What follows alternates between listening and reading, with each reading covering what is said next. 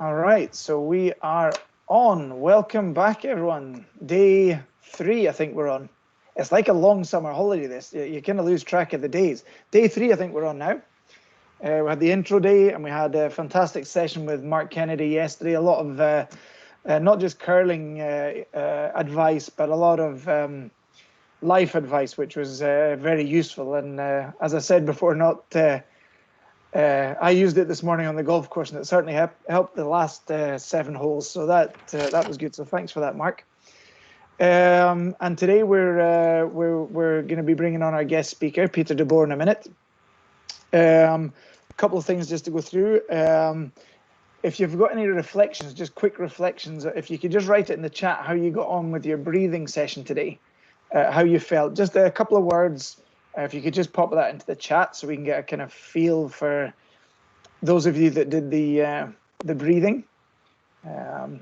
Just to see. Peter, you can keep us updated with what's coming in.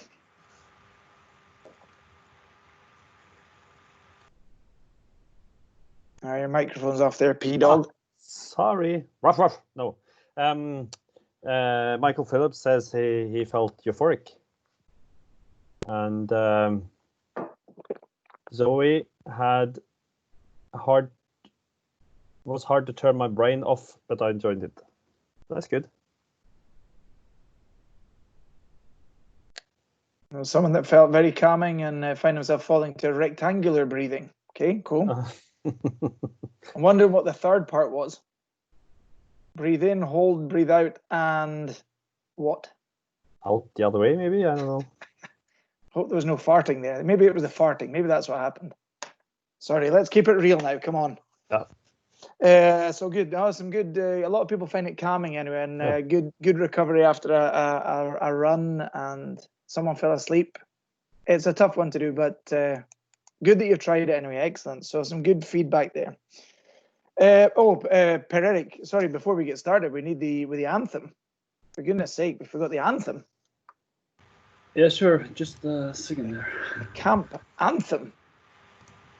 Everyone at home, if you want to sing along as well, please feel free.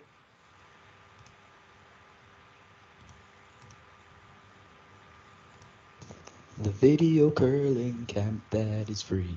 Ask us questions for all your curling needs. Lillehammer, it's the youth curling camp. Lillehammer, it's the youth curling camp. Outstanding, Kier. I'll give you a round of applause for that. Every day it's growing on me. I don't know. It's starting to spin around in my head now. It's the jingle of the year. Cool. So we're all through that. Where are we at now? Yeah, a lot of great presentations from the guys from the UK, from Great Britain. I've seen the videos. A lot of great presentations. If you haven't done it, please send a presentation on direct message on Instagram, or just put it straight onto Facebook. As the Great Britain people, if you get that done today, that would be super, and we'll get back to whose turn it is later on for the next day.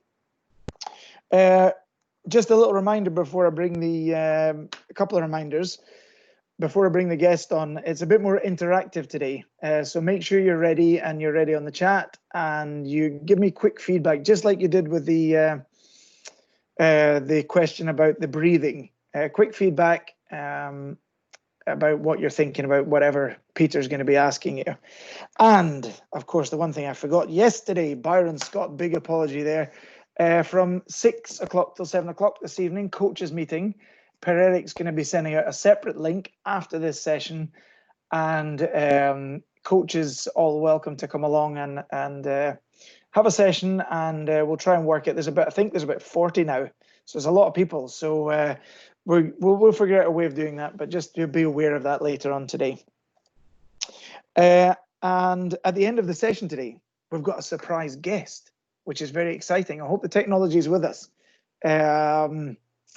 And this is an extremely cool cat. I'll call him the man with a plan. So I'll leave it at that, and we'll get back to that later on.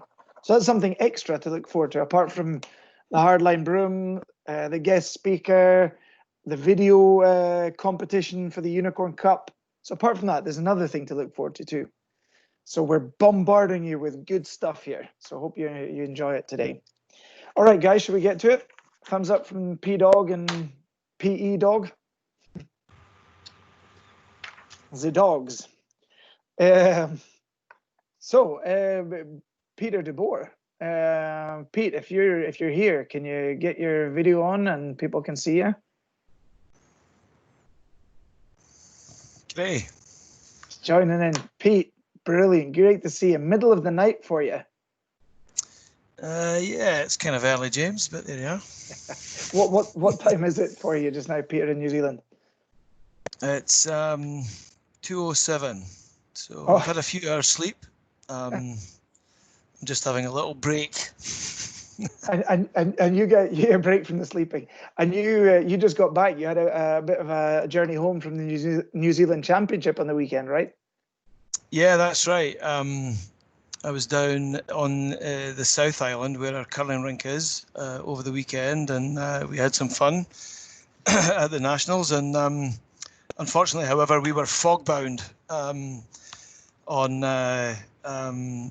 Monday morning, so didn't get out, and had to stay an extra night in Dunedin. So I left my hotel in Dunedin at 5 a.m. New Zealand time, so almost 24 hours ago, to get to the airport, to get back to Wellington, to do some work, to go to bed, to get up now. So it's been an interesting 24 hours.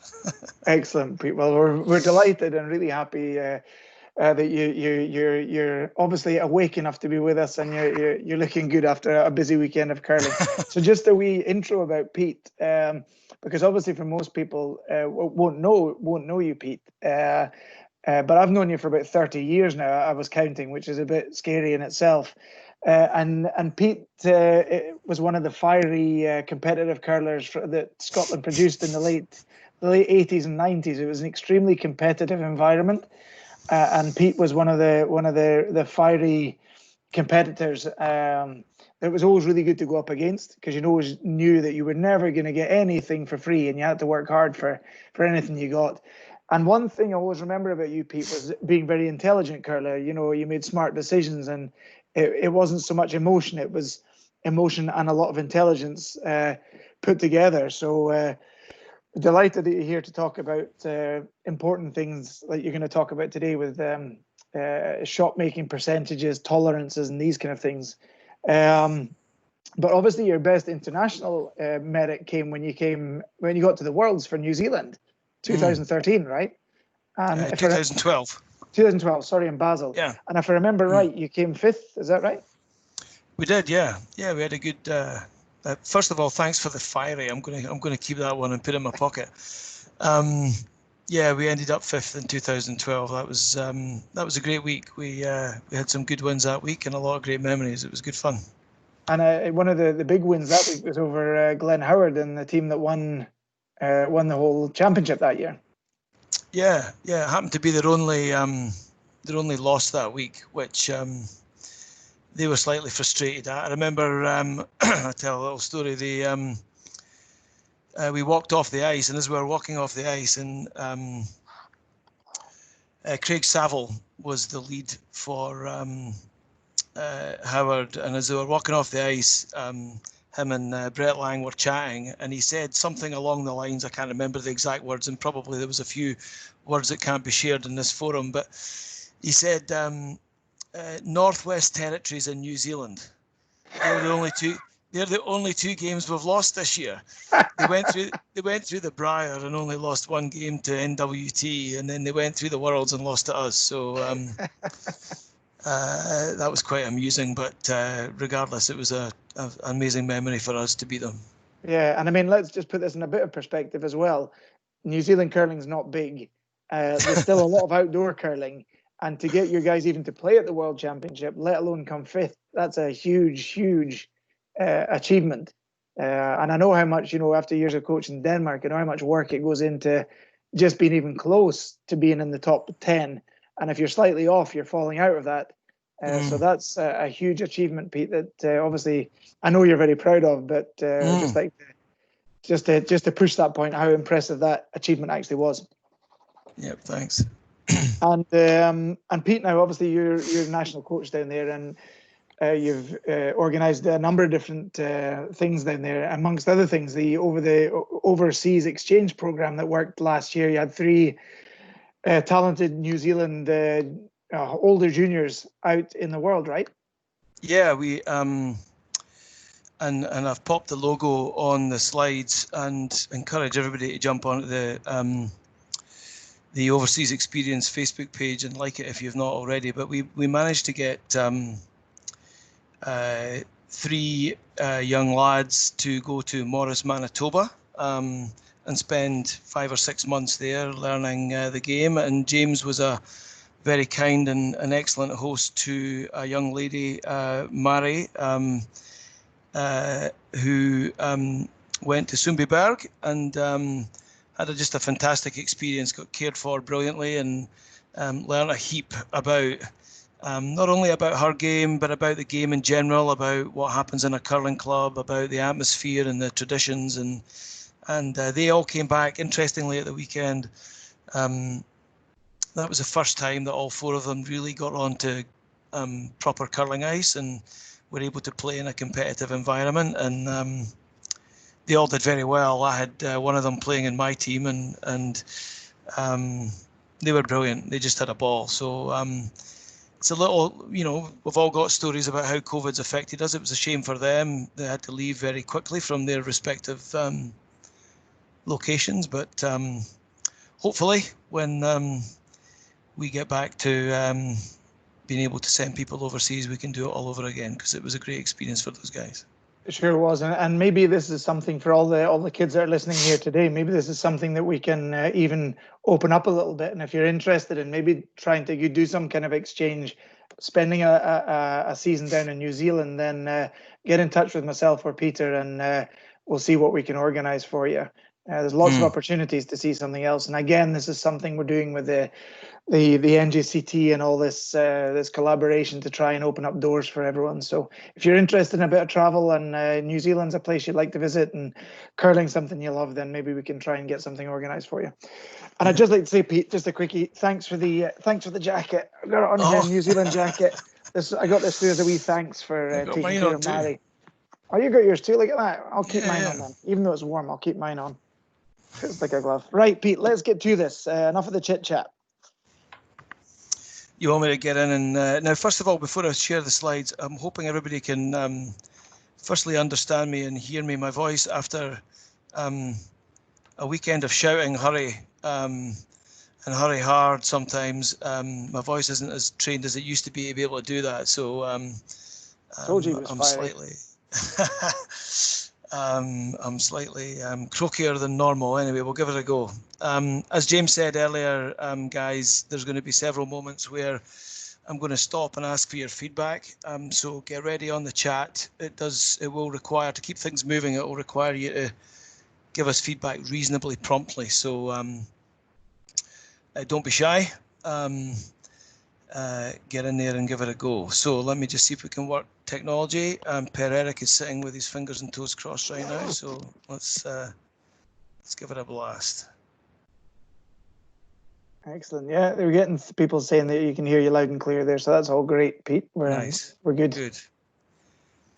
So James, just tell me you can see the first slide. Yes, perfect. Look at that, the Kiwi bird.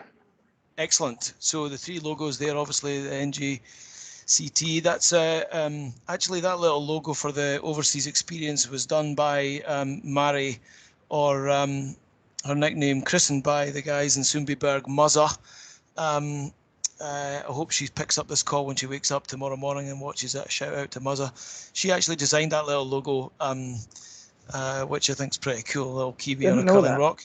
Yeah. And a very bloody New Zealand curling logo. One other health warning here. Designing slides is not my forte. So this is slightly agricultural, but I'm sure you'll get the message. Okay, so James asked me to, and first of all, thanks James for asking me. It's a great honour to be asked and be given the opportunity to chat to the team. And congratulations to you and the team for just putting this on. It's amazing effort, and I'm sure everybody's having a great time. So big congratulations to you and the team for pulling it off. Thanks.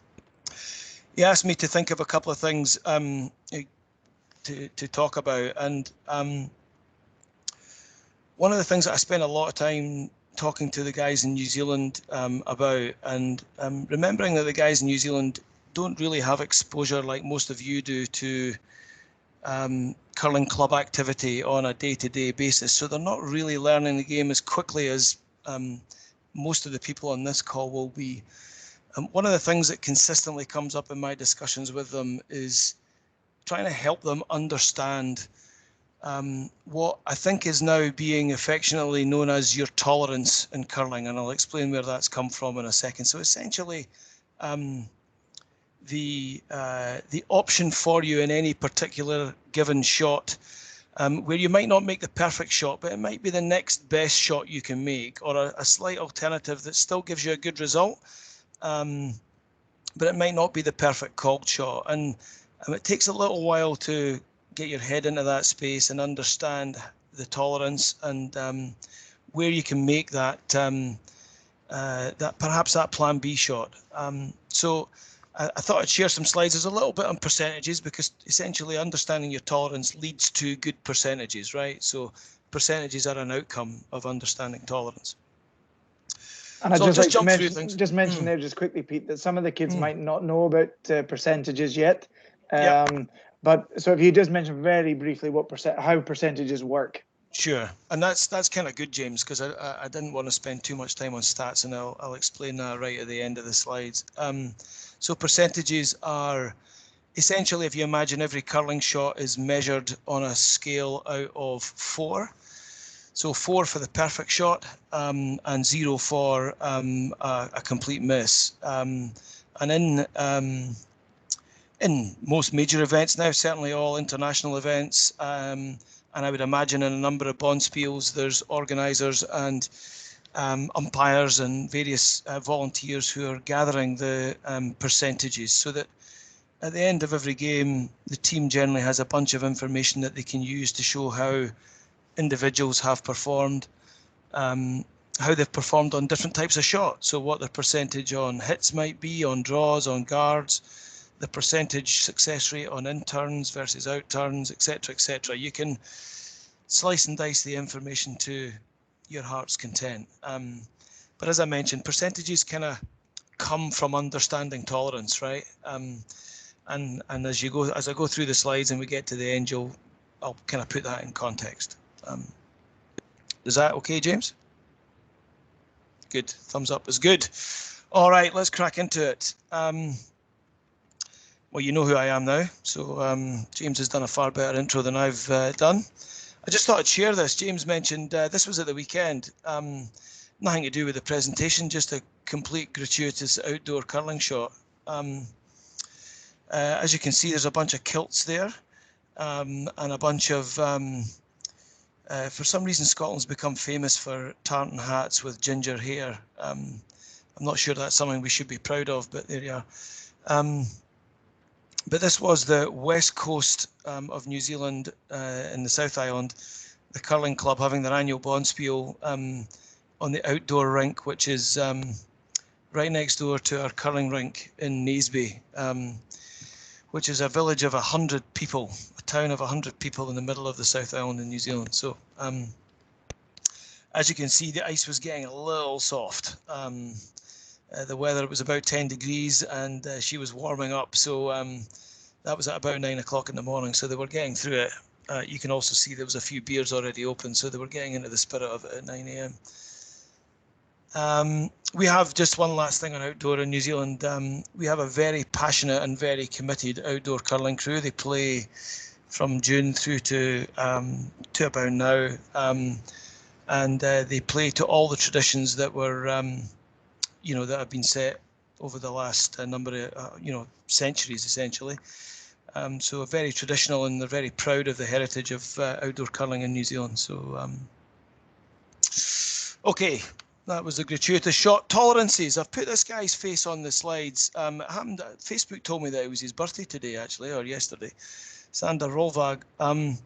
I'd never really heard of the word tolerance before until I listened to his commentary. And so I'm giving him credit. It might not be where credit is due, but from my perspective, I'm going to give him a tap on the back for this one, because it's certainly where I've picked up use of the language. He uses it in his commentary, his excellent commentary. So well done. That's actually a picture with him and a young New Zealand curler who was supporting commentary at, I can't remember which event, perhaps a mixed doubles event. So well done, Sander. If he's picking this feed up at some point now or afterwards, credit to you for introducing the word tolerance. What is it? As I mentioned earlier, the way I see it, it's understanding your options other than the called shot. So what are your tolerances? And when you're sitting in the hack, it's okay that we can have a plan B. It's not all or nothing. So the purpose of these slides is just to start to get you thinking and to understand ways that you can learn what your options might be.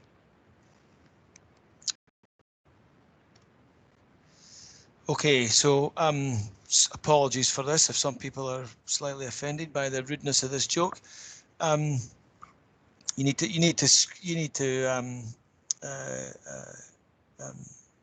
hopefully your glasses are working well and you can all see it.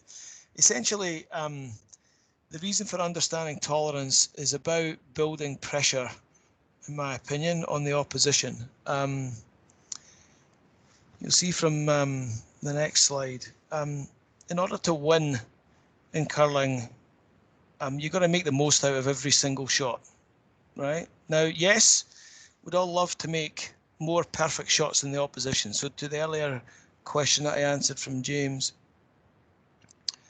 you want to try and get 4 out of 4 every shot, right? And at elite levels, often it's often the team that doesn't make the most 4 out of 4. They make very few 0 out of 4 shots when you're playing elite. And they make a hell of a lot of 4 out of 4s. So our goal is to make as many of them as possible and to make as few 0 out of 4s as possible, okay? But also to turn that stone that you maybe don't throw perfectly, that might end up being a 2 out of 4, it might end up being a half shot, but to try and get a slightly better result out of it, okay? So understanding what the perfect shot is, focusing your brain on the perfect shot, but then also having an awareness of where your options might be if we don't actually make the perfect shot, and the whole team being aware of that. And I'll talk in a few minutes, we'll provide some examples, and I'll talk in a few minutes about communication that the team might want to use to help understand your tolerance around different shots, to make sure that's a positive communication, so that when everybody is playing and everybody's getting ready to throw, they understand where their options might be. And I think this ties in nicely, Pete, with what Mark was talking about yesterday, about when you miss your shot, it's really important making the next one. And like you say, if you miss one shot and you're so angry that you miss the next shot, then you're really hurting your own team. So it's being in the what's important now zone, right? So this is going to be really important, I think, for a lot, especially a lot of junior curlers. Yeah, too right. What's important now? So that's a nice little. It's a good catchphrase. You're dead right. If the red mist has descended a little bit, then you're not going to be thinking, and you're going to be too caught up in what's past and not what's moving forward, and then not contributing to your teammates. So understanding your tolerances is all about maximizing the output from different shots. Now, this is the first moment where I need everybody to contribute. I want you to think and just flick through your immediate thoughts on the different factors that might influence shot tolerance. So when you're sitting in the hack or indeed playing a game at any point in time, what do you think? I'll give you 1 or 2 examples to get you started. What are the factors that might influence the tolerance on any shot? So Pete, I'm just going to stop you there because I don't think they're starting to drop in here already. So I think they're probably. All right, they're onto they're this already got it. already. They don't need the examples. Let's see what we get, James. That's good. Okay, so I'll just read them up as they're coming in. So what kind of shots being played? What the score is? Good. Hammer, if you've got hammer or not. Perfect. How you're feeling? Yep. The situation on the ice, so the angles the rocks are positioned. So I guess the situation. The scoreboard. Yeah. How the ice is. Anxiety levels, that's a good one. Strengths of the team you're playing. Brilliant. That's a cracker. And conversely as well, the strengths of your own team. Indeed. Difficulty of shot, concentration, distractions. So yeah, we got to get into this here. That's brilliant. I'm going to click and I just put a few up on the slide and I'll talk through them. Just before I do that, I love the one, how are you feeling? That's a brilliant one. I talk a lot to my teams and my players around allowing your instinct to determine the shot. So I was curling this weekend with a young team, and I was leading and skipping for them, and I often was encouraging them to tell me what you see, tell me what you're feeling when you see the stones come to rest, particularly the skip as well. What's he feeling and what is he seeing around the shot that he wants to make, as opposed to what I think strategically might be the right call. So I'm a big believer in the player feeling the shot. So that's a great one. But a few that I just threw in there, and I think you got most of these, unsurprisingly. These were the most obvious ones that came to my mind. So for sure, hammer or not, okay? So that's a big determinant on where your tolerance might be. Ice conditions. So, is ice running slow? Is it fast?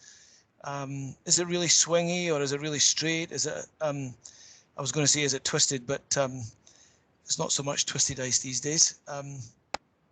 That takes me back. What stage is it in the end? So are we throwing lead rocks, or is it getting down to often? And I used to call this excuses a skip. Skips don't have much tolerance, right?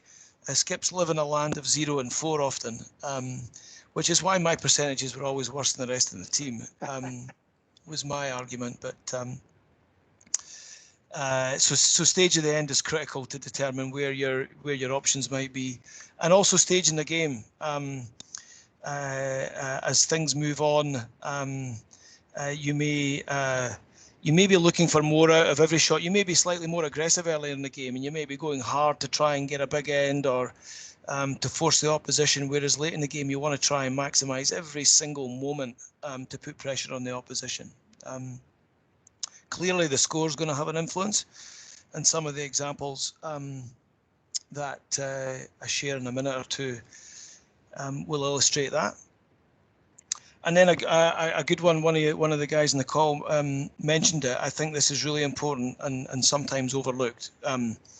So not only what your team's strengths and weaknesses are, and that comes back to how your players are feeling, but also the opposition, right? So do they want the game in the house? Do they want it short? Does the opposition second have a weak in turn? Does the skip like to play a draw and not a hit with his last? Essentially, if you understand that, then you can try to manipulate results out of certain shots that increase pressure. Back to my meme earlier. You can start to increase pressure on the opposition by understanding their weaknesses and trying to ensure that every shot you play, you get a result that helps to increase that pressure. I think just what, in terms of mathematics, because it's become a lot more mathematical, I think, the game, the way it's played, the way it's thought, the way it's analysed. And I think probability is kind of a big thing as well, right? Oh, for sure. And again, well, I guess the stats are a representation of that probability, okay? So when you understand your percentages, that's telling you that if you're shooting like Mark Kennedy does at 90-95%, then the probability is that you're going to make everything 4 out of 4. So I'm studying hard to find his weakness, but that's fun, right? I want to find it, whatever it might be. It might be a mental thing. I might be able to get into his head, a bit like we got into Glenn Howard's head. But you're too right. Probability is a huge factor. Okay, so now this is where the technology is going to be put to its test. As James mentioned, it's a little interactive. So I've got 3 clips. We're just going to show them one at a time. Interestingly, these clips are all from a game that a number of you might have watched, particularly those of you in Sweden.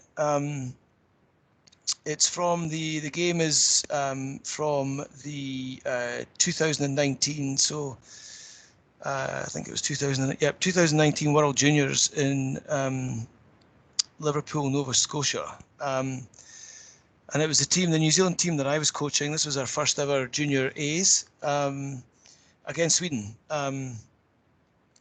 which was an interesting game, quite a nerve-wracking game. And most games are nerve-wracking for me as coach. I'm one of these coaches that likes to be on the ice and struggles to hide his emotions, but there you are. But what I'll do is I'll open the clip and I'll try and explain the game situation briefly. To the earlier points, it's really important to allow you guys to try and work out what the tolerance is. It's important that you understand the game situation, right? And then I'm going to stop the video and ask you to tell me what the tolerance is on the shot.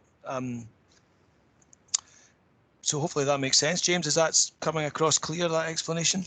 Sure, that's perfect. Yep, good. This will be a really good challenge to see how this works. Yeah, indeed.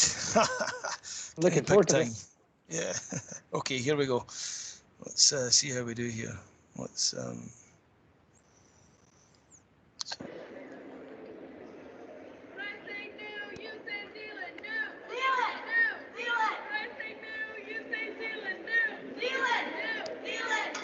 Hold on a second. Here we go. Here's big screen. Okay.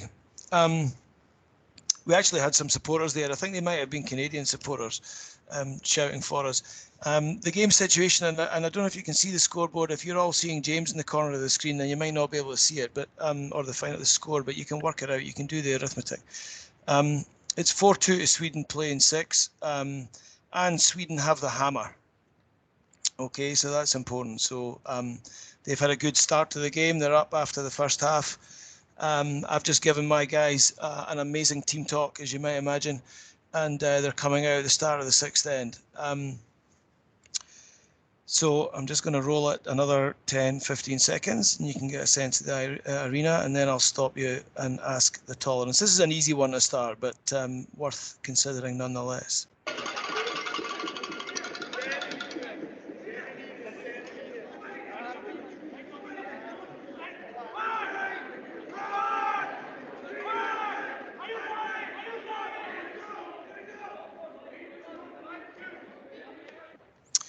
So the New Zealand guys just in the top left of the screen there are lead, Hunter Walker, and he's been asked to throw a tight guard.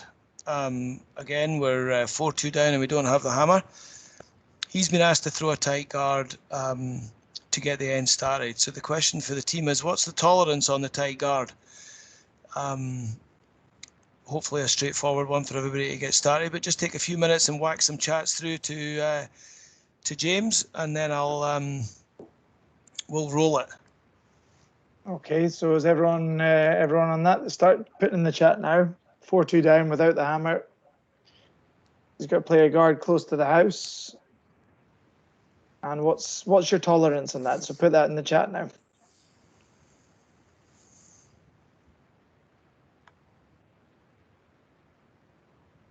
So, and the first one coming through is a high draw. I'm guessing you mean in front of the house, a higher guard. Yep. High guard. So someone says light, yeah. So they're on the short of the house, yeah. Excellent. So let's just play it.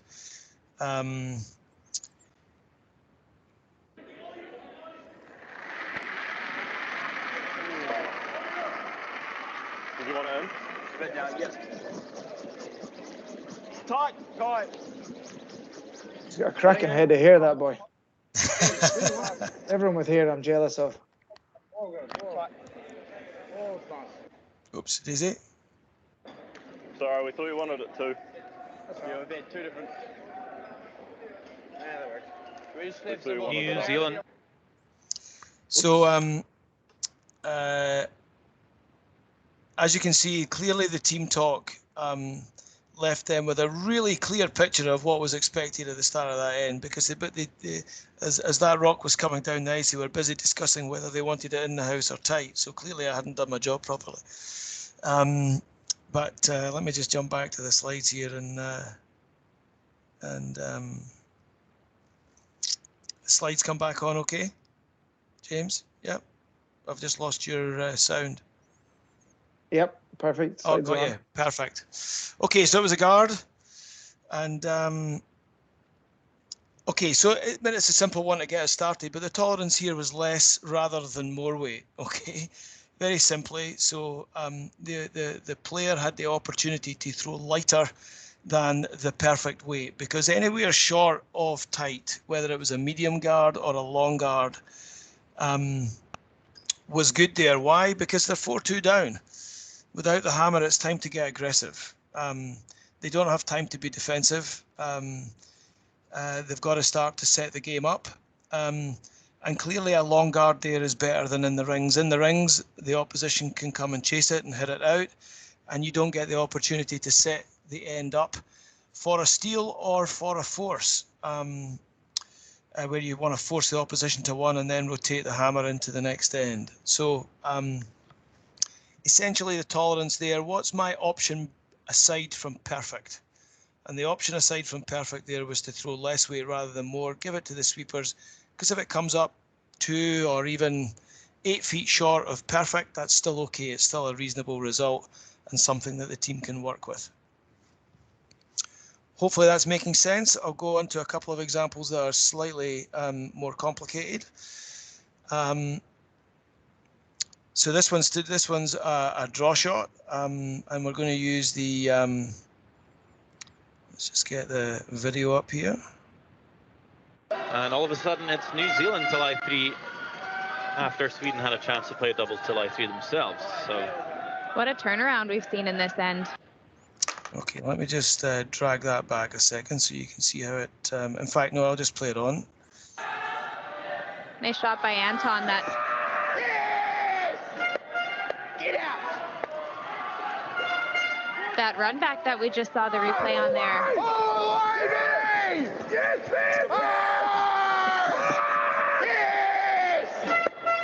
Get out! That was really the only way for him to remove. Anton's quite a fiery character. But anyway, so you can see the situation there. The game, you see the scoreboard. This is now the 7th end. So even though we threw that first rock in the rings in the 6th, we managed to steal. And New Zealand are now lying 3. As you can see, it's Skip's first rocks. So the Swedish Skip is now 1 up with the hammer. I'm just going to roll it because they have a bit of a discussion just now around the shot that they play, and they eventually land on playing a draw. And when you get to that point, I'll just stop it again. Move that yellow rock because of its positioning behind the guard. So well done. So I guess it's good just now while we're watching this that you have a think what you would do yourselves, right? Indeed, exactly. Look at that handsome looking man.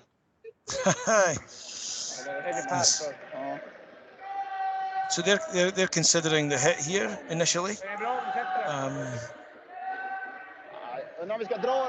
Is this the last shot of the end? No, it's the 3rd. No, right? this is a Skip's first one. Skip's first. So there's 3 rocks to come here. we're looking at the triple. Is it on? I don't believe it is. I think they have to hit that rock. That's in the middle of the 8-foot there. A little bit too thin in order to make contact with the rock in the 4-foot. And they might miss the one in the side. It might be there, but it's definitely difficult. It's really thin on that one in the 8 foot. Definitely not. So that's really nice commentary actually by Sander and Laura Walker. So they originally thought about playing the hit on the mid 8 foot rock there, but there's all sorts that can go wrong with that. So they call a draw, they call a freeze on the shot stone. So question number 2. So you're the skip of Sweden. 2 rocks to come. Where's your tolerance on this shot, or where are your tolerances? Plural, just a clue. So where might your options be, other than literally playing the perfect freeze that is swept, dusted beautifully by your players down onto the perfect freeze? If you're just going to throw it anything other than perfect, how might you throw it here to ensure that you get a positive result? So go for it. What's coming through just now is heavy, use the backing, sit in the red stones, make sure everyone's popping in just heavy, basically. Yep. Top 4 so you can be second shot, someone said. Good. Okay. But generally, the sort of a light tap back on the shot stone. Keep it high. Yep. Which good. means now we're starting to talk line as well. We're not just talking weight. That's brilliant. A wee bit wider rather than tight has also came in. So there's a couple of comments about line rather than just weight. Brilliant. So I'll just keep the I'll keep the visual up actually, just without showing the slide, so you can get a we can talk through it. I think it's maybe more useful to talk through it with the head up on the screen. So yeah, I mentioned tolerances for a reason. I think there are 2 tolerances here. One is to be slightly heavier rather than slightly lighter. So whilst I understand the call to be top 4 and second shot, given that there's only 3 rocks to come, I probably really want to lie the shot here if I can, and force the opposition to chase me. And secondly, a little bit wide is okay. And I'll let the video run and you can see what happens, because you can see why both slightly light and slightly heavy are the tolerances here. There to stick the shooter and sit 2, you would think. No, and they do have a pretty good opportunity to freeze one in here, and I'm not sure how New Zealand would remove it. I think that's the right call as well. You ever try the triple here, leave that shot in the 4 foot, New Zealand comes around, sits 2 buried, and you're in big trouble. Yeah, you want to make sure you keep control of this game. Even making one good freeze in here might have to come off. That's a pretty good plan B, and a pretty good spot for that yellow. Dead frozen on the nose. Pete, can I just ask a question at that point there for the kids? How would you score that shot? On if you were doing like 4 is the perfect shot, 0 is a miss, and then 1, 2, and 3, where 3 is almost the perfect shot and 1 is almost a miss. If you just put on the chat there, what would you put for a point there? Do you want me to put it in the chat, or? No, I'm just asking the crew there if they could just quickly put on a number on there. Someone put 3, someone's put 5. 3 is most people are putting on. Someone said 4, 3, 4. Okay, so 3, 4. Cool. So I only do stats for my own team and not an expert on stats. My intuition there is I would probably call that a 4, because that was a smart shot and it was a brilliant team shot. The third called the line. They realised it was slightly heavy. They realised it was running slightly high. They called the line early. And he was brave. Sometimes it's brave. You need bravery to do that. He called it near the hog line and still had quite a lot to run. And they got an amazing outcome. It's almost immovable where it is, unless you play some sort of jump off the 1 in the 8 foot. So yeah, I would probably give it a 4. I'm kind of generous. So yeah, let's just jump back into the slides. And whose responsibility, Pete, would you say that is to make sure that shot gets made? Great question, James. I would say the whole team's. The sweepers have got a call early that they think it's, I guess if that was probably back 8 foot weight by the time it's ticked and rolled over, dead back 8, maybe they've got to call that and be responsible for making sure that that's communicated clearly. The third and the skipper jointly trying to work out the line with that information, right? They're hearing back 8, they're hearing, and they've got to make a decision collectively as to when to make that call around trying to flick off the outside one as opposed to making the perfect shot. So I actually think, and this is kind of one of the reasons why I think we play the best sport in the world, right? Because every member of the team is involved in every single moment of every single shot. And that's one of the reasons I love it. You know, if you're standing at the side of the sheet and you're thinking about what you're going to have for lunch, or you think that it's now the skip's job to call the shot, then stop and get involved because you've got a contribution to make. So I'd say the whole team, James. Okay, so you got the answers right. A little heavier rather than a little light, and a little wide is better than tight. So why? Well, you've got the hammer and stones to draw up to, so don't be short. You don't. Sander picked it on the commentary. If you're a little short there and go for the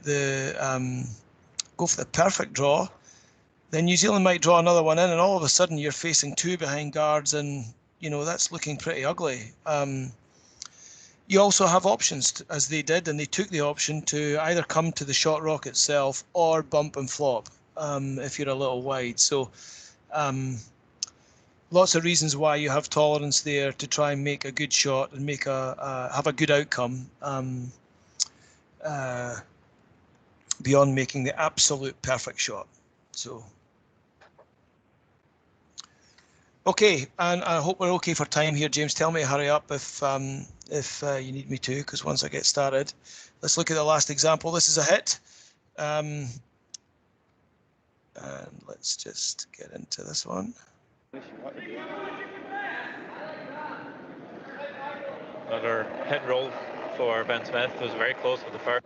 So this is actually the same end. This is a couple of shots before we got to that last situation. I'm just going to play the first one so you can see how the stones finish, because it's actually the next Swedish shot that I'd like you to consider. First one. Down from bump! Yep! Down from bump! Pulling lots of weight here. Yes! Yep! Need to catch this yellow pretty thick to be able to roll on top of their own red. Not sure if it's going to be enough weight to really make that roll. Roll it out, Hunter. Roll it out. Over curls. Does that leave a double back for Sweden? I believe it does. Take a look at the other sheets. On sheet A, the United States has a 6-4 lead over China. I'm just going to mute Laura here just to let you think about what because she just runs through the scores for about 10 seconds. And just let you think for a few moments about the shot that you might call here. So you've just seen New Zealand hit that yellow on the nose, and there is another yellow right between the legs or through the legs of the Swedish skip as we're looking at it here, pretty much on the button. So I'll just turn her down for a second. So on the chat there, guys, just put in what shot you would call now. Yep. On sheet B, Scotland has a commanding lead over Germany in the 7th end. Also in the 7th end on sheet D, Italy is trailing by 2 points on Switzerland. Switzerland has a lead 5-3, and on sheet E, Canada has a 1-point lead, leading Norway 3-2 in the 7th end. Thank you so much. Okay, so two reds, 1 8-foot, one on the button, and you might have just seen a yellow that's just touching the top of the 4-foot on the left-hand side of the centre line as the skip looks up the sheet. So they've called the hit, they've called the double on these reds. So my question for you, again, what are the tolerances on, and again, plural, what might the tolerances be on the called shot here, which is the perfect double takeout, which is about a half-stone double? Okay, let's see what's coming in here. So everyone's kind of playing the double. So heavy and narrow. So I guess they're throwing the out turn here, or the counterclockwise as it's now known. hit and stick, heavy was one comment there. It can be a bit heavier and tight. Heavy, hit and roll inside. Tight, heavy. We're talking about tolerances now. Tight and heavy, narrow, or tight. Yeah. So kind of tight and heavy, but you don't want to roll off the rings. Indeed. Yep. Okay. Hit and roll is the call, and tight and heavy seems to be the tolerance that people are talking about. Brilliant. I'm going to run it because Laura Walker's commentary here is excellent, and almost like we designed her commentary for this presentation. So, or she designed it for me. So let me just run the commentary, and then we'll just chat through it. Some close games out there. Double is the call for Sweden.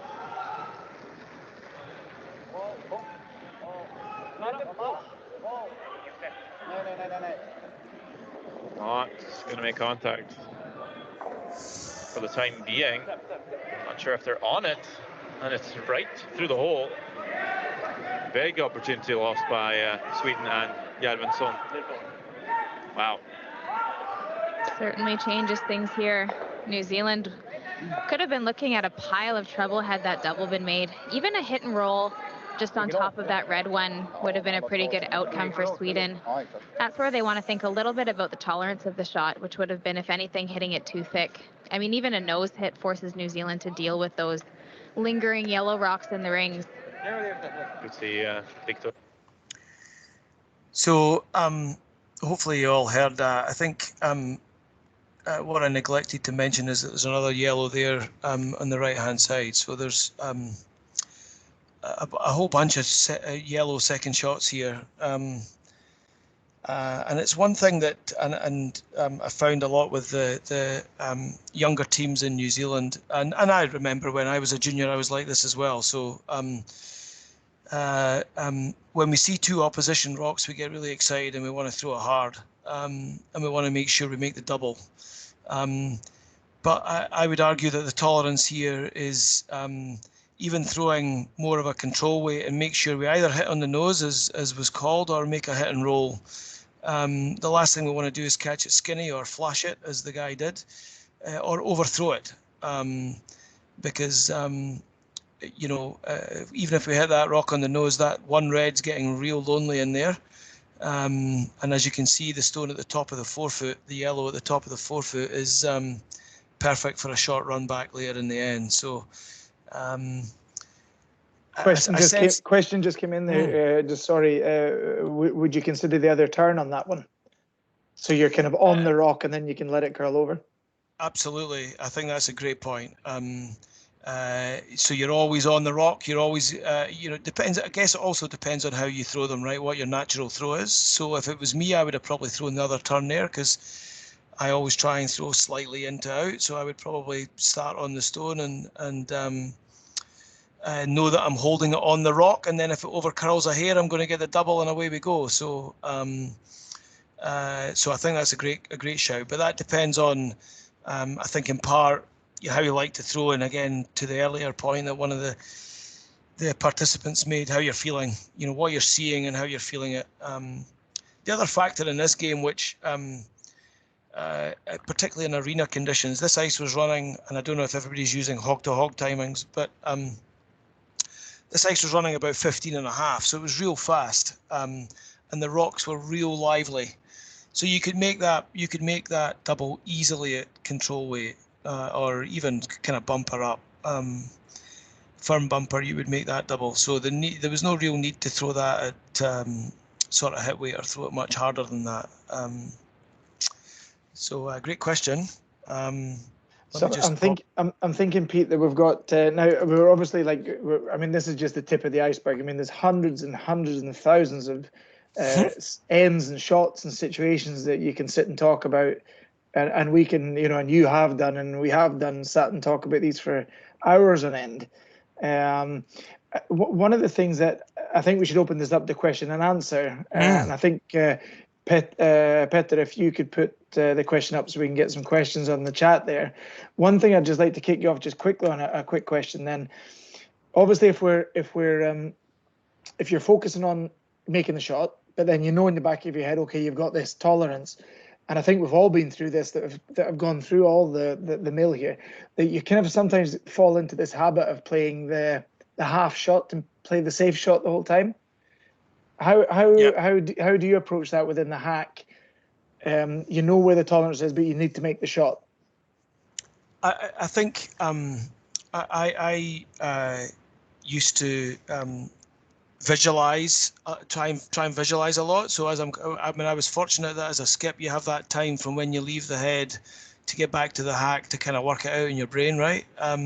So that when you get back to the hack, my last thought was always just a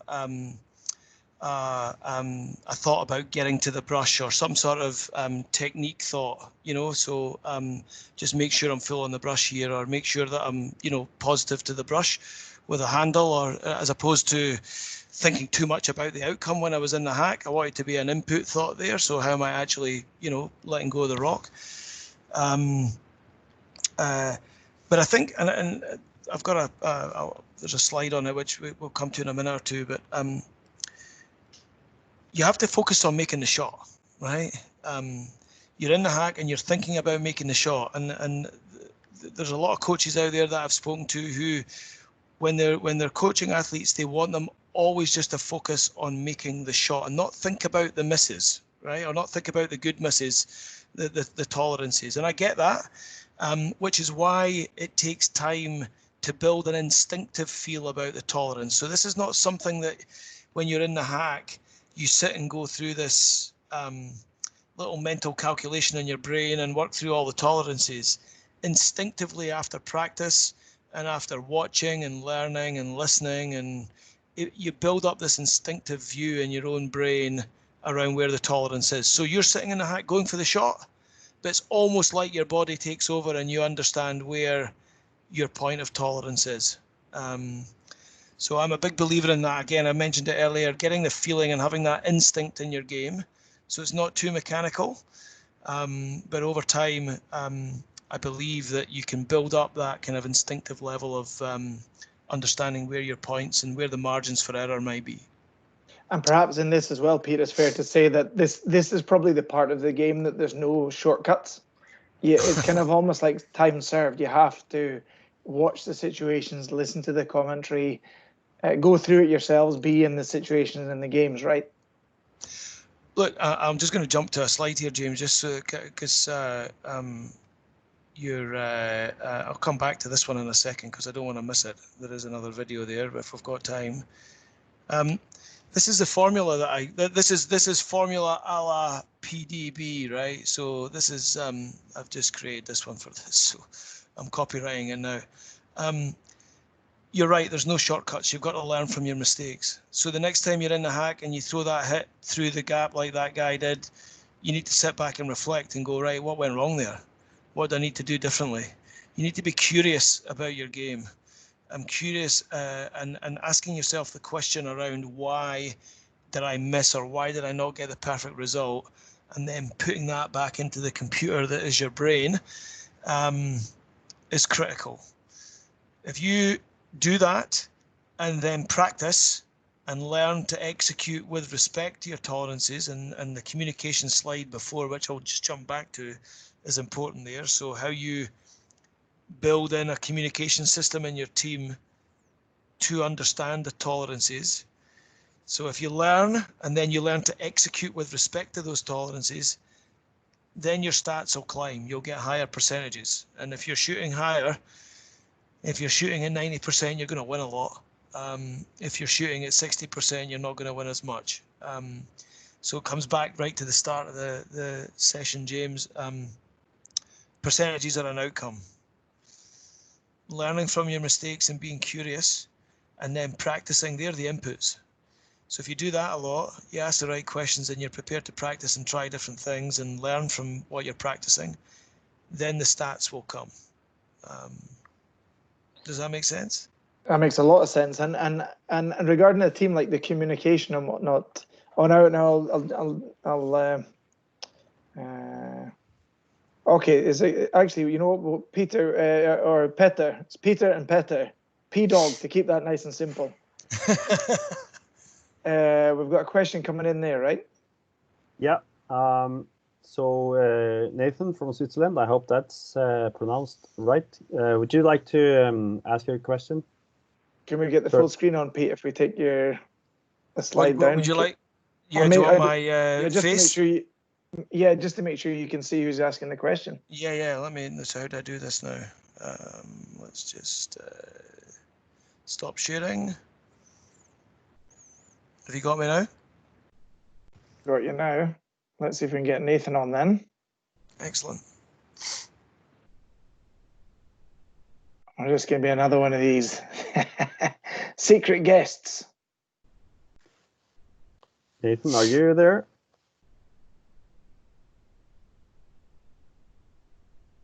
Okay. Should we just ask the question then, or? Yeah, sure. Go for it. So Nathan wonders, how do you quickly communicate the tolerances to your teammates at the far end? Brilliant. So, and do you mind if I just jump back onto the slide, James, just so that I can show this slide? Please do. And there is one brief example that I just, I'm just conscious of time here, but I don't want to. So can you see that slide? Does that come through okay? Yep. Yep, brilliant. So I think this is a useful exercise to work on with your team and with your coach if you have one, to agree your tolerance language. So just some examples there that people might. So what's our plan B? What's our plan? You know, hopefully not more than B or C. What's the good miss? A lot of people use that. So what's the good miss here? If we don't make the shot perfect, what's the next best outcome? Sometimes you'll hear the skip communicating. I don't mind if you, so he may call, you know, a draw to the top of the forefoot. The skip may say something like, hey, I don't mind if you're a foot or two short here or a foot or two heavy. The thrower might also, in the hack, the thrower might get into the habit of saying something like, you know, to sweepers, to his or her sweepers, hey guys, my tolerance here is to be a hair on the high side or to be a little heavy or to, you know, are we all, you know, do we agree? And so that might be initiated by the player. The point is that the team should work that out. And it should be positive. So, and I was guilty of this a lot, although I ended up skipping a lot, but when I did play down the rink earlier on, I would say things like don't be light or don't be heavy. I'm not a great fan of that because it starts with a negative and it leaves a kind of negative visual in the player's mind. When to the question that James asked earlier, you want to be focusing on making the shot, right? And so you want to leave the moment with a positive you know, a positive comment. So there's various, you work out what the language is that suits your team. I'm just going to let you listen very briefly to a clip with Team Canada, Kevin Cooey's team here. Just listen to a couple of things that they say, which are good examples of this. And I think after this, Pete, then we'll just go to question and answer. Perfect. And then we'll round up. Yep.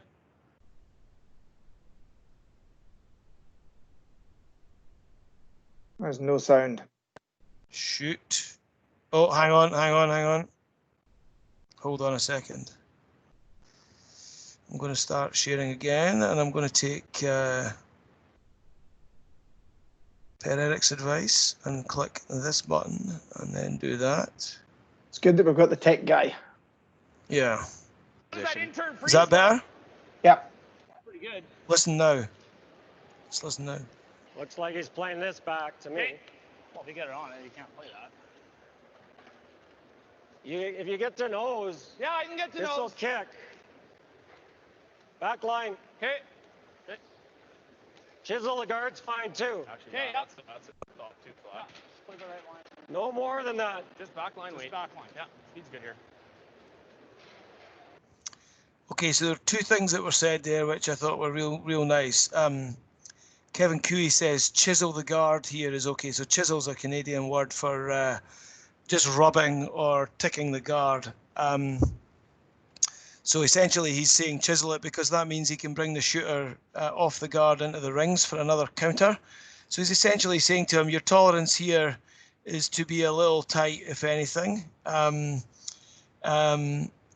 Because hitting it, so essentially don't throw it wide is the negative way to frame that up. But he's essentially saying to the thrower, I'm going to give you tightish ice because I don't mind if we touch this guard.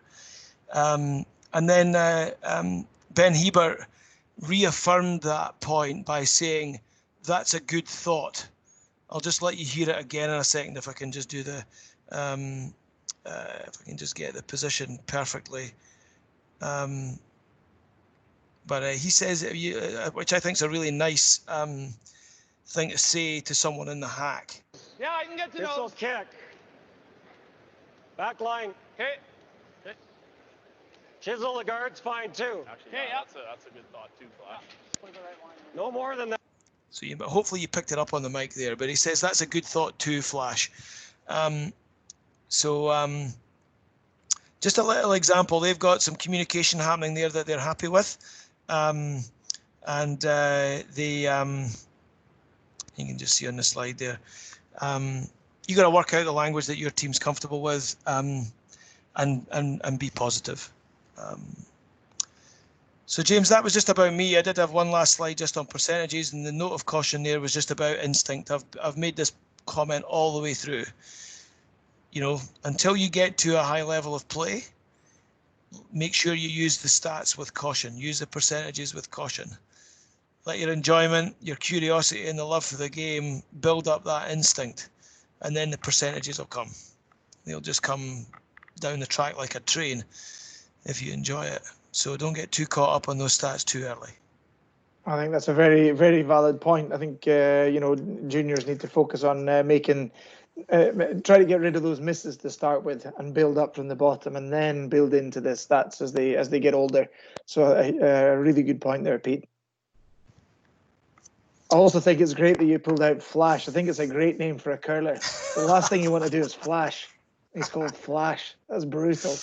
Poor guy. Yeah. Anyway, Yeah. right. P Daddy, who's up? Katie from Scotland, could you turn your mic and camera on and ask your question? Can you hear me okay? Yeah. Hi, Katie.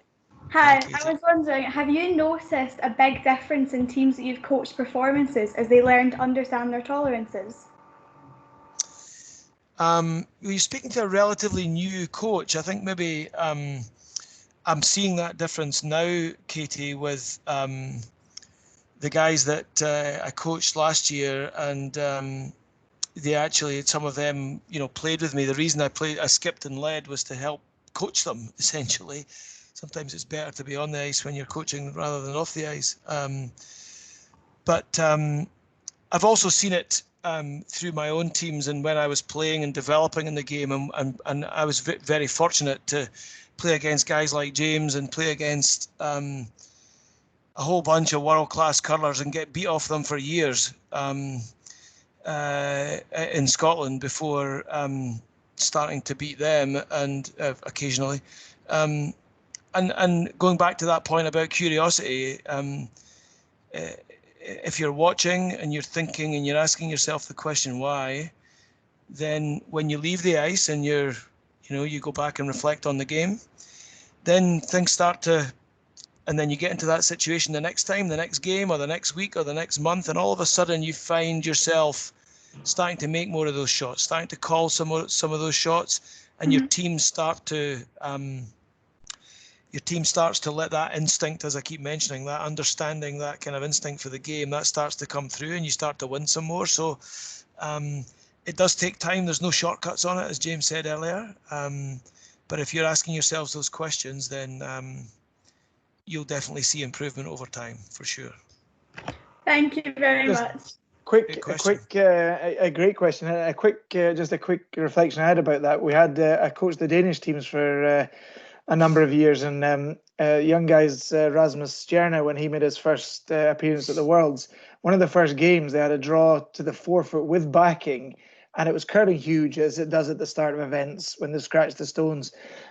Talking about tolerances, and he threw the shot and it was fine, but it was heavy, and they called it quite early. It was heavy. And this was World Men's Championships. This was Basel 2012, actually, Pete, when you were there. And the shot was fine, but they realized it was a bit heavy, and everyone went quiet. Rasmus went quiet, Johnny went quiet, who was the third, and the two sweepers went quiet. And I'm on the bench going, you've got to start sweeping, boys, because this is going to curl. And no one said anything. And it went past, it curled past the backing, and we lost the game by this much. Oh. And we had a good debrief about that. And we didn't talk about anything else apart from that. And then later on that week, they made a shot that was similar, same kind of shot actually. And they swept it early. They kept communicating. They kept talking. And the first thing all of them did, it wasn't the end of the game, but all of them turned round to me on the bench and winked, said, aye, we've got it. So it was a great moment to see. So just about that, actually, how quickly it can turn around. So I think holding the communication up is the key on that as well, about tolerances as well. Don't go quiet. Okay. Yeah. Thank you very much. Okay, P. Diddy, who's up next? So, Mr. Stewart from the US. We might need to make this the last question, actually, because we've got lots of stuff still to do.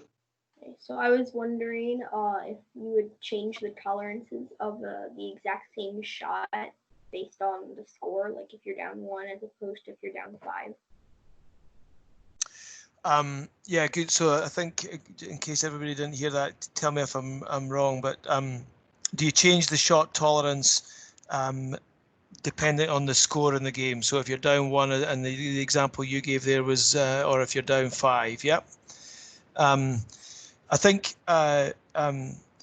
absolutely. So, for example, if you're down 5, you want to make sure that you probably don't have much choice other than making lots of great shots if you're down 5. So that's one thing. But also you want to keep rocks in play if you're down. So your tolerance is always going to be, if you're down, to ensure whatever shot you're throwing, you're keeping rocks lying around. So you're likely to be playing slightly lighter.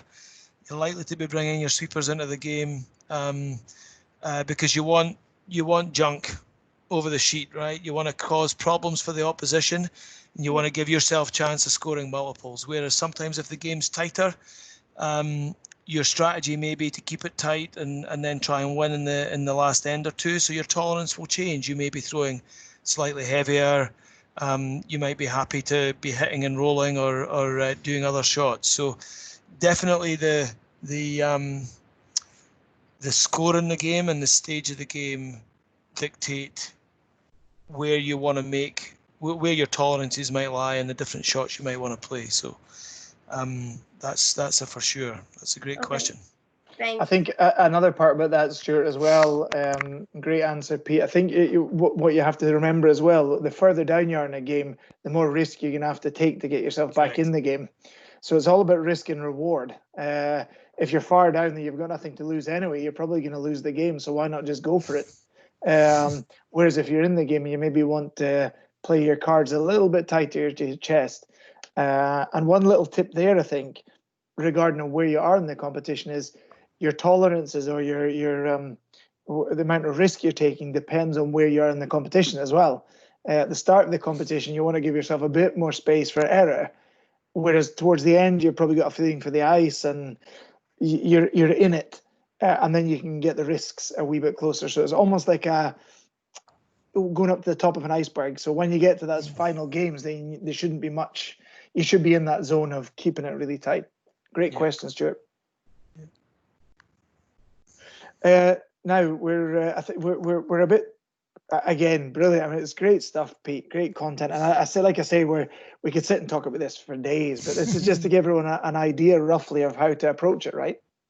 Oh, for sure. Like, don't get me started on this stuff. The guys in New Zealand, we ran some Zoom strategy sessions during lockdown over here. We ran 7 or 8 sessions and we had various people on, and they let me run loose, James. So I love this stuff. It's great fun. And I think, maybe what would you suggest, Pete, that people do, or how do they do with their coaches and their teams to go forward with this? What would be a good way to approach this? I mean, say, for example, we don't get any curling this season. What's a good way to approach continued learning, even though maybe we don't get so much curling or competition? Sure. So we're all fortunate these days that we've got all the content we want on YouTube and in various different locations. So if you've got video content, or you're able to share the apps that you can, like Curl Coach, or you're able to share that around the team, and you've got information on your own team, great. If not, get online and find some content. Find some content that's hopefully at a similar level to your playing. So I picked out a junior game there just because it's relatable to a lot of the audience.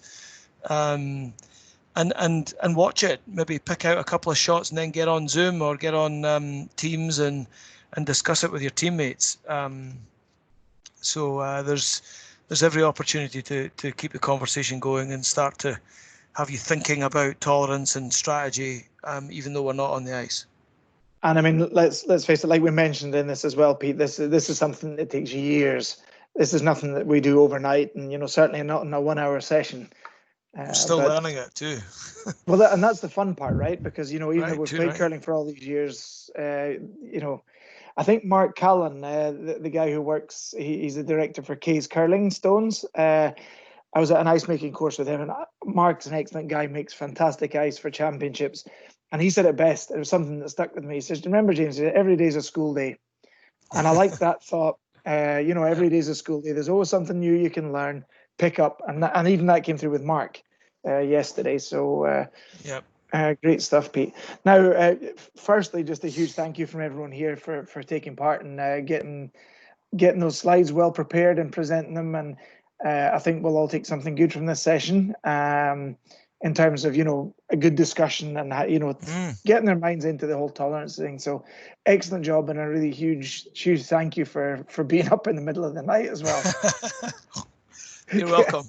Got off to bed soon, but not yet, because we've still got one thing to do, and that is our photo competition. Now, Pete, tough one for you, mate. That was a lot of pictures. Well done to everybody. Some brilliant photographs. Great. They're great. It was great fun going through them, actually. It is. It's some great content. Just nuts. But so we've got again today another one in plastic. Look at that bad boy. The NGCT logo, just to show. I'm telling you. And this isn't the same one as yesterday, just so you know. Maria won the first day, Alexander and Gabriella Christ second day. Who is going to be the winner today? Let's do the motivation why first, Pete. So I picked this picture because it's not a standard team photograph, but it sums up to me some things that I related to it a lot personally, right? There's I won't give it away too much, but there's a bit of cheekiness in the picture, a little bit of mischief, I think, probably. Some lads at the curling rink, they're just kind of hanging out at the rink. They look like they're having fun, having a bit of a laugh with each other, and they're importantly, which I think's they're not taking themselves too seriously, right? I probably was guilty of that at times as that fiery skip, but they look like they're there and they're having a bit of a laugh. And I reflected on it. Actually, my wife, when she was going through them with me, she said, "Oh, look, that's a great picture." Some of my best friends in the world are curling friends, and they're some of the strongest friendships. And they've been made out of moments like this, where these lads are just sitting on the barrier. They're having a bit of a yarn. They've got a glint in their eye, and that made me feel good when I saw it, and I think it sums up a lot about what's important to me in curling. I was kind of, for me, when I saw that, I was kind of curious. What are you talking about? I'm curious to know what they were talking about. So who was the winner, Pete? Well, this was the winner. I actually don't have the name, James. Sorry. I meant to have the name. Okay, sorry, I didn't send that through to you. So this is. You might have done. I might have missed it. It's the boy on the left here, Rory McNair from Scotland. Rosa. Rory was at the camp last year. So that's kind of cool. And actually, the funny thing is, Pete, you're talking about mischief and whatnot. That kind of sums Rory up quite well. But very well deserved. Yeah. Mischief with heart. Let's put it that way. That could be the title for that picture. Indeed. So Rory, excellent job. Great picture. We'll get that broom to you at some point, somehow, somewhere over the rainbow, and we'll be in touch. Pete, again, I know middle of the night now, so I'm going to let you go. We've got a few more bits and bobs to get done. But again, from everyone here, a real big thanks for being part of this, and delighted to have you on. No worries. Well, thanks again, James. It's been great fun to do it, and I hope everybody enjoys the rest of the sessions and has a great week. And you get back on the ice soon, eh? Let's hope. Fingers crossed. That's it. Thank you, Pete. All right. All right. And I think from everyone, sleep well. Thanks, buddy. See ya. Take care, man. Bye-bye. Cheers. Bye-bye. All right. So another great session. I tell you, tough one this actually with the strategy and whatnot. We could talk on really, literally hours and hours and hours. And like I said on Sunday, Anna Hasselborg, first time I ever saw her, met her when she was 9, I think. She was in bed watching VHS videotapes from World Championships. And I think that's a key way to do it. And now you guys have got such an opportunity with YouTube. Just get on, watch games, talk about games. Grand Slam of curling. Listen to the commentators; they are outstanding. Great way to learn. So, and I think that's your fast track there. That's the quickest way to learn: is debrief, learn from your mistakes, think about your own game, but also watch a lot of curling as well, and learn and learn how to talk about it and learn how to manipulate the game, because any game is all about manipulation, right? So. It's all about manipulating. Okay, enough. Off my high horse. P Dog and Per Erik, are you with me?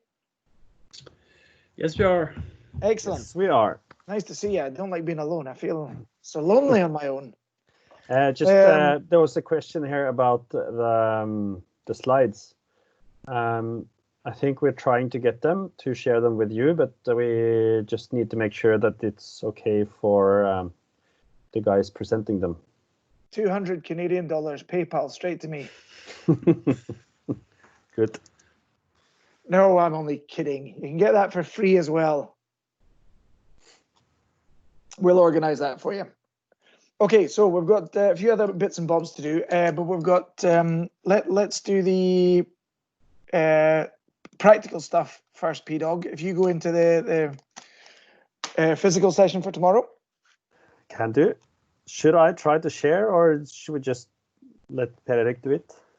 I can try, actually. Give it a go.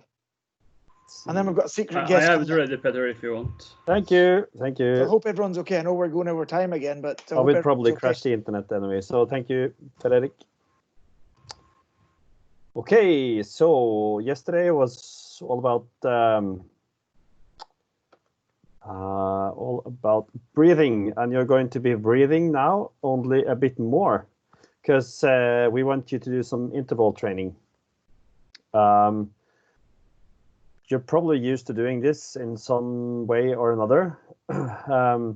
What we would like you to do for this session is to focus on your anaerobic threshold, which is, if you're not familiar with it, it's when you can exercise as much as you can without building up too much lactic acid in your body, which is for you guys who use the pulse watches, will be around 80 to 90% of max. It could be down to 70, but you know your bodies.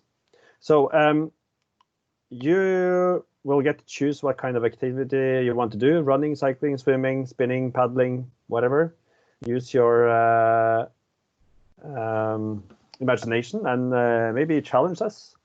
Maybe there's something we have missed. I've put down some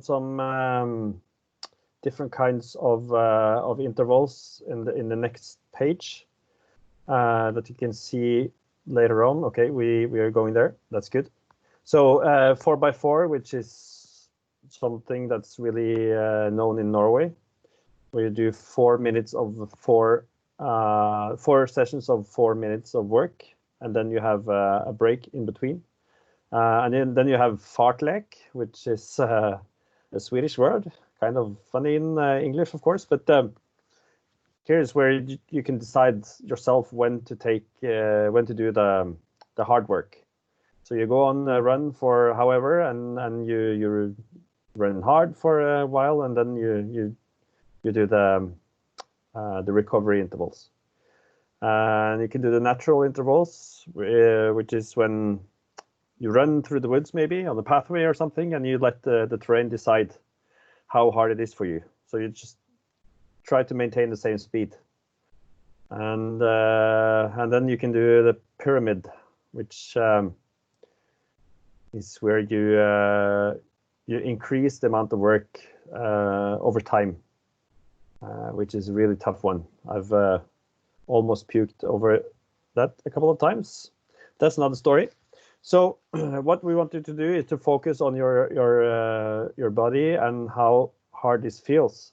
If you have a pulse watch, try to set it on percentage of maximum pulse. If you don't know what your maximum pulse is, I don't think I've written that down, but you can take 220 minus your age, which is roughly it. Yeah. Maybe we can add that in the document before we send it out, eh? I can do. If you don't have a pulse watch, then try to listen to your body. You should be as short breathed that you will have trouble speaking, sort of. And I don't want you to go all out. I don't want you to faint. But maintain an intensity so you can go through it, and maybe you would do one more if that's enough explanation for you. So high intensity, basically. Yeah. So that's that. I think that's yeah, and as we did for the session today, I would like to hear your reflections tomorrow. If this is something you're used to, then it might not be new to you. Maybe try another interval than your regular one, but try to focus on controlling the intensity and use yesterday's assignment as well, the breathing. It's really good to use in the recovery intervals. Focus on your breathing. Try to get your pulse down as far as possible before going on to the next workload. So that's excellent. Super. That's going to be a tough one for them. Thursday is going to be slightly easier for you, or going to be quite a bit easier for you. So that's going to be more like a recovery day, because after intervals, always really important to have a recovery day. We've got a special guest coming on very soon, so if the special guest is listening, you get yourself ready. 2 more things just to get through. Photo competition for tomorrow. This is one of my favorites, and this is something that is going to be good for you to have with you as well, because sometimes when you're out on the road traveling and you're away from home, you feel a bit sad. So today, the picture for tomorrow or today is going to be a picture of you in your happy place, wherever your happy place might be. So if you have a picture where you're feeling like, yeah, that's my happy place. Personally, when I'm at home in the mountains in Scotland, that's my happy place. And I have a couple of places that I can go to, and I feel my shoulders drop down and I feel good there. So wherever your happy place is, that's the picture competition for tomorrow. Video comp for the trophy. Now, Per-Erik's got the trophy with him there. Can you show us the trophy? The unicorn mixed doubles Look at that beauty. Oh, now it's kind of tough to see because of your background there, but Okay, so I can turn the background off, we'll see it a bit better. So the Unicorn Mixed Doubles Trophy is made up of a plastic unicorn that was bought at Lidl, an IKEA chopping board, some stones and some flowers that were picked up, and that's how it kind of looks. If you show us the name of the trophy at the front there, and they've got the names there, and as you see, they're put on with a white piece of tape and the names and the years. So your names will be on this 2020, two of you. This is a trophy just for fun, obviously. And one of the things is also the winners get to colour part of the unicorn. So you see the eyes red and someone coloured the horn. That was the first thing that was ever done. And someone wrote a heart, I think, on the leg or whatever. So yeah, it's a pretty iconic trophy, this. So you'll be the third winner of our trophy. So here's the video comp. You guys have made some international connections on Snapchat, Instagram, and that's really, really cool already. I know a lot of you have got teammates. If you haven't already got one, you've got another day or so to figure this out. So this is going to be for Thursday. I want these entries in for Thursday so we can present the winner of this trophy on Friday.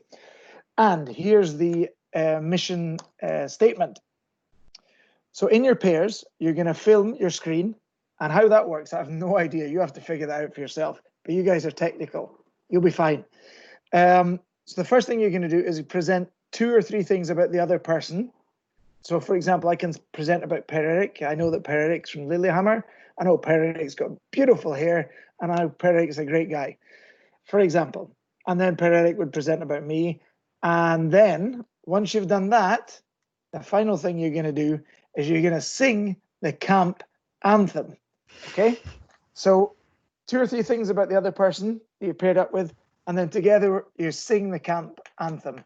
And the best presentation is going to win the Unicorn Cup, which is an awesome, iconic trophy in the world of the Nordic Junior Curling Tour. Let's say, I don't know. It is now anyway. Okay, so that's that. Coaches meeting in 25 minutes. I thought we'd get a longer break, but we're not. And now we have a very special guest to wrap this up today. And this is a person, can you get yourself on camera? Let's hope he's still with us.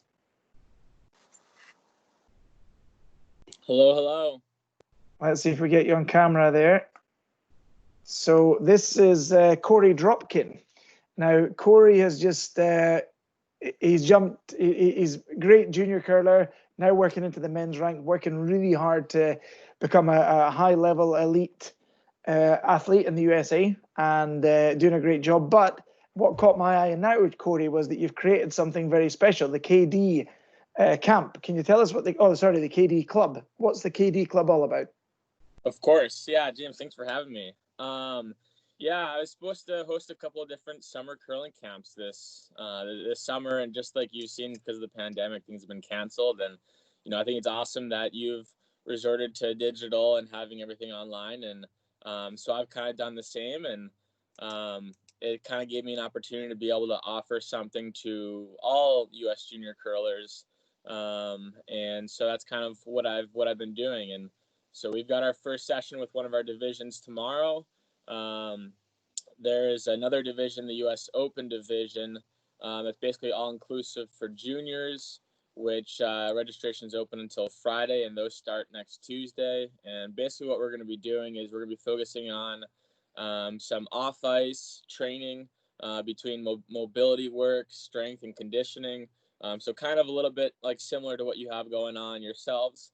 And then along with that, we're going to be having with our weekly meeting, we'll be having special guests just like you guys are, who, we have little deep dive conversations talking about their stories, their experiences, what they did when they were younger to really transform as a curler and an individual. And then kind of talking about, everyone's roles and responsibilities on a team, how to make, each of your teammates better.